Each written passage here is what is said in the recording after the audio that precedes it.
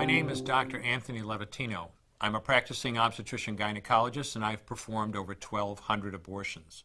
Today I'm going to describe a second trimester surgical abortion called dilatation and evacuation, or D&E. A D&E is performed between 13 and 24 weeks of pregnancy. After administering anesthesia, the abortionist uses a weighted speculum, like this one, that opens the vagina widely. Because second trimester babies are so large, this greater access facilitates a late-term abortion. Late-term abortion requires that the cervix be prepared 24 to 48 hours in advance with laminaria. Laminaria is a type of sterilized seaweed that absorbs water over 8 to 12 hours and swells to several times its original diameter. Once removed, metal dilators can be used to further open the cervix as needed. Once the cervix has been stretched open, the suction tube is placed inside. A baby at 20 weeks gestation is as big as the length of my hand, from head to rump, not counting the legs. The suction machine is turned on, and pale yellow amniotic fluid surrounding the baby is suctioned out through the catheters. With babies this big, they don't fit through catheters this size. The baby's bones and skull are too strong to be torn apart by suction alone. This is a Sofer clamp.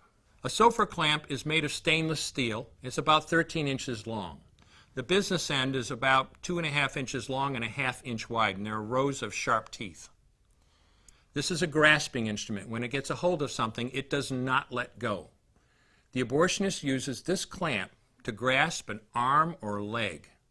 Once he has a firm grip, the abortionist pulls hard in order to tear the limb from the baby's body.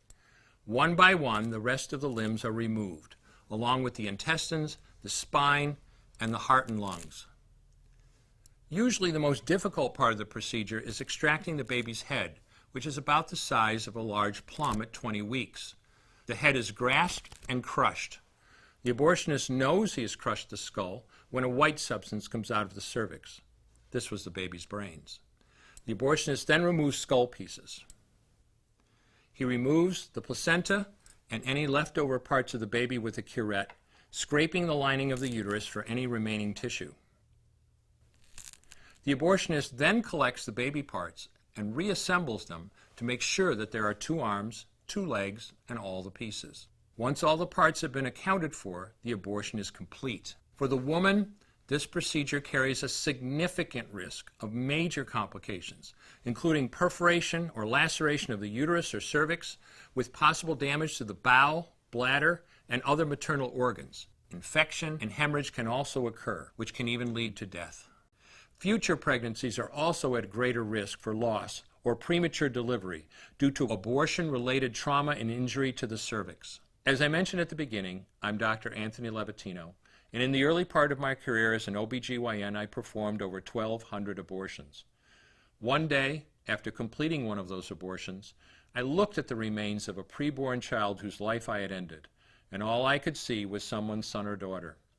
I came to realize that killing a baby at any stage of pregnancy for any reason is wrong.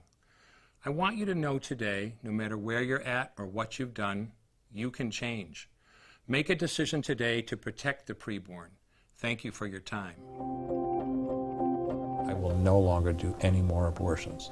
When you finally figure out that killing a baby that big for money is wrong, that it doesn't take you too long to figure out it doesn't matter if the baby is this big or this big or this big or maybe even this big, it's all the same. And I haven't done any since then and I never will.